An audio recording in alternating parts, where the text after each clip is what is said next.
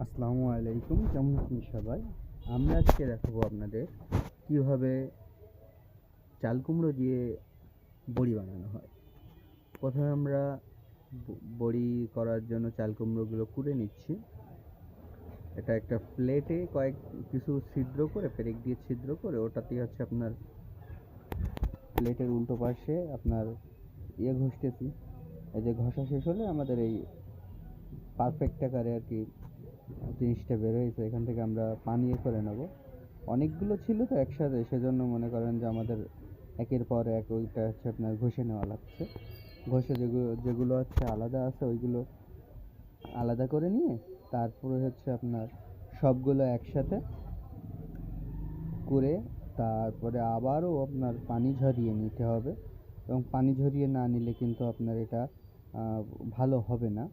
আমাদের একসাথে প্রায় 2 কেজি ডাল ছিল এবং প্রায় 4 কেজি কুমড়া ছিল।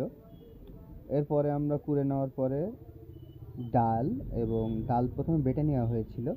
ডালের সাথে কুমড়া মিশিয়ে এভাবে ফাটাইতে হবে, না ফাটাইলে কিন্তু বড়ি ভালো হয় না, ঠিক আছে? আমরা যে তারপরে হচ্ছে আপনার নেটের উপরে দিলে জিনিসটা নিচের থেকেও শুকায় বেশি, উপরের থেকেও শুকায় রোদের থেকে।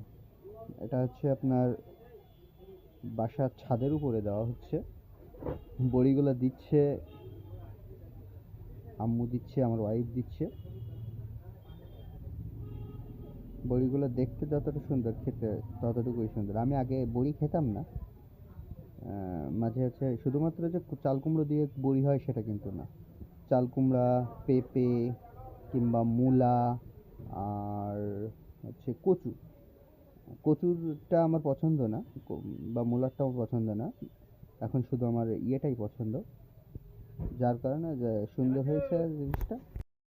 এবং সবগুলো বই একসাথে রোদে মেলে দেওয়া হয়েছে। এটা একদিনে হয় না, 2 থেকে 3 দিনের মধ্যেই আপনার হচ্ছে 2 দিন বেশি লাগে। তো আপনার জন্য সবাই দোয়া করবেন এবং